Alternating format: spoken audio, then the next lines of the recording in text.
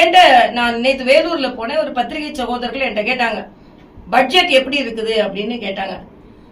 நான் இப்ப வரும்போது பத்திரிகை முழுசா படிச்சேன், நேத்துல எல்லாம் படிச்சுட்டு தான் சொன்னேன். ஆனா எல்லாமே காப்பிங்க.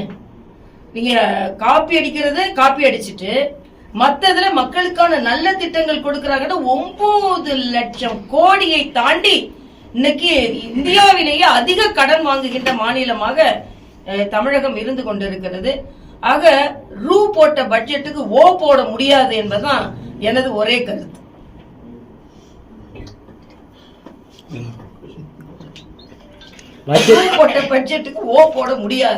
பட்ஜெட்டை வந்து எஸ்டிபிஐ கட்சியை எதிர்த்திருக்காங்க. சிறுபான்மை நலன் அரசுன்னு சொல்ற கட்சி வந்து இந்த முறை சிறுபான்மையினருக்கு எதுவுமே ஒதுக்கல, எஸ்டிபிஐ எதிர்த்திருக்காங்க.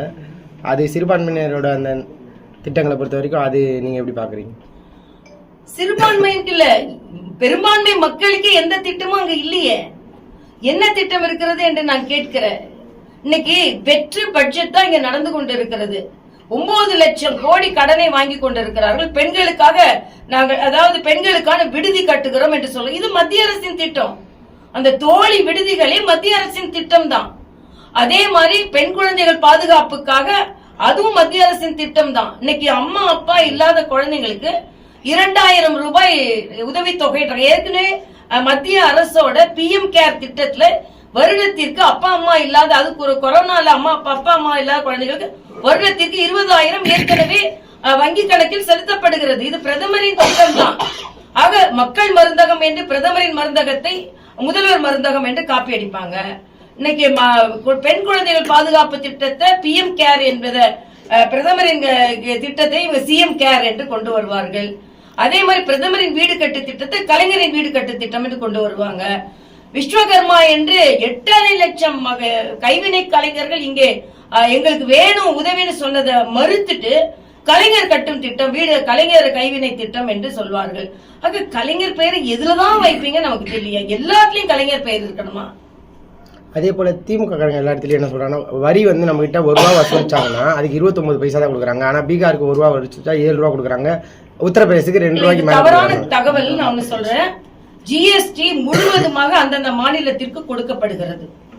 அதற்கு பின்பு CST சென்ட்ரல்ல உள்ளதுல வந்து 41% கொடுக்கப்படுகிறது. ஆக எல்லா மாநிலத்திற்கும் மத்திய அரசு இதற்கான திட்டத்தை அவர்கள் கொடுப்பதில்லை. அதற்கான ஒரு கவுன்சில் இருக்குது, GST கவுன்சில் இருக்குது. அந்த போரத்துல தான் டிசைட் பண்ணி கொடுக்கறாங்க. நான் இன்னொன்னு கேக்குறேன், இவங்க UPA கவர்மெண்ட்ல இருக்கும் போதை விட இப்பொழுது அதிகமாக தமிழகத்திற்கு வருகிறது.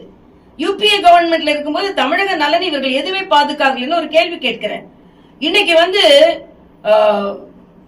ஒவ்வொரு மாநிலத்திற்கும் பாராளுமன்ற உறுப்பினர்களை அனுப்பி இருக்கிறார்கள்.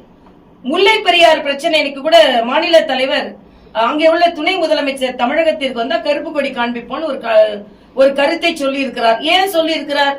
ஏனென்றால் மேகதாதுவில் அணை கட்டியே தீர்வோம் என்று கர்நாடகாவை ஆண்டு கொண்டிருக்கின்ற காங்கிரஸ் சொல்கிறது. இன்னைக்கு இல்லாத ஒரு தொகுதி வரைமுறை பிரச்சனையை எடுத்துக்கொண்டு ஒவ்வொரு மாநிலமாக பாராளுமன்ற உறுப்பினர்களை அனுப்பி இருக்கின்ற ஸ்டாலின் காவிரி பிரச்சனையை தீர்ப்பதற்கு ஏன் ஒரு குழுவை கர்நாடகாவிற்கு அனுப்பவில்லை? முல்லை பெரியாறு பிரச்சனையை தீர்ப்பதற்கு ஏன் உங்கள் குழுவை நீங்கள் கேரளாவிற்கு அனுப்பவில்லை? ஆக தமிழக பிரச்சனைக்கு உங்க குழு போக மாட்டாங்க. இல்லாத பிரச்சனை.